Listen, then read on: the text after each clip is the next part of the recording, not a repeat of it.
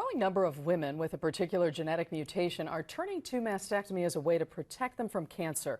But one Studio City woman's journey left her with permanent pain, and she says her doctor used an experimental product for her breast reconstruction without telling her, all while accepting hundreds of thousands of dollars from the device manufacturer. Now she's fighting for changes to protect other patients.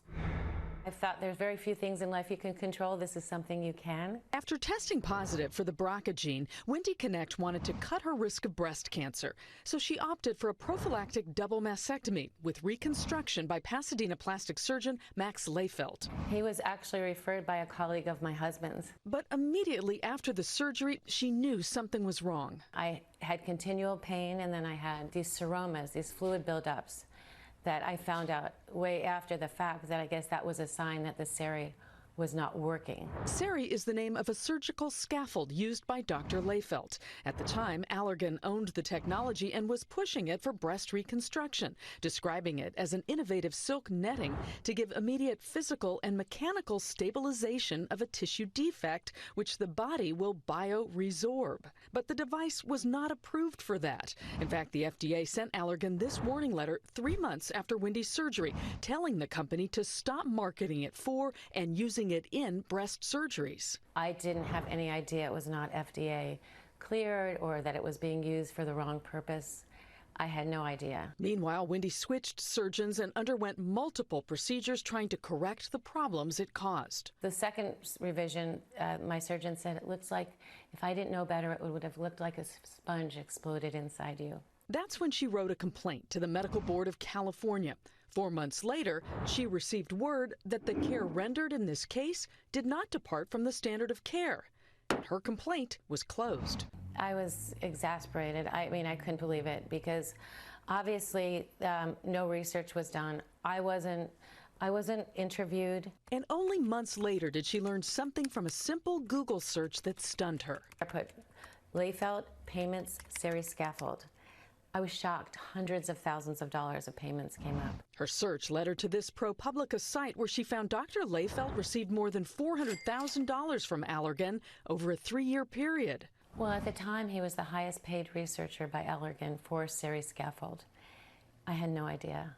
It would have definitely changed the course I took. So Wendy sued Dr. Lehfeldt and Allergan, and that's when she and her lawyer discovered Dr. Lehfeldt had changed her medical record, adding notes about discussing Sari with her.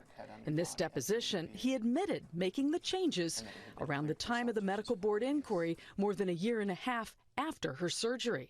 Well, I added an additional clarification to one of the consult sheets, given the discussion that we had had, and I failed to initial and date it. Dr. Lehfeldt settled Wendy's suit for $1 million. Allergan also settled for an undisclosed amount, but you won't find any of this information on the medical board website. When you click on Dr. Lehfeldt, there's nothing to indicate he has any malpractice judgments or settlements. Everything that we post on our website is legislatively mandated.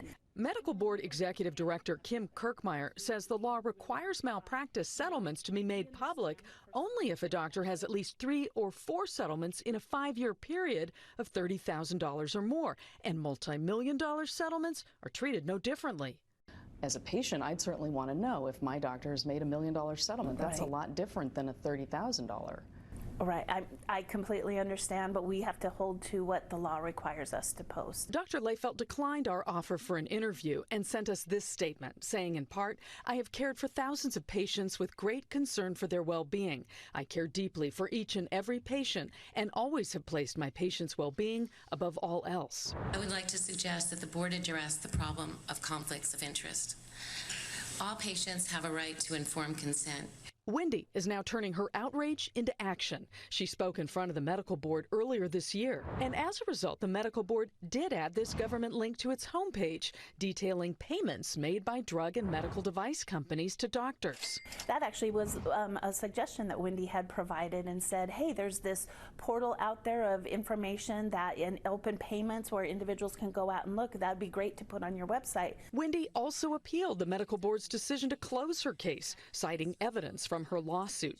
In a rare move, the medical board reopened that complaint, and more than a year and a half later, it's still open. Can't change what happened to me because all these things came to light, but maybe I can do some good.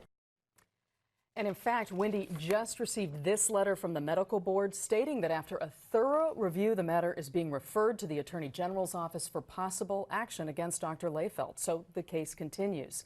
Meanwhile, she's also working with her state assembly member on legislation requiring doctors to disclose payments from drug and medical device companies.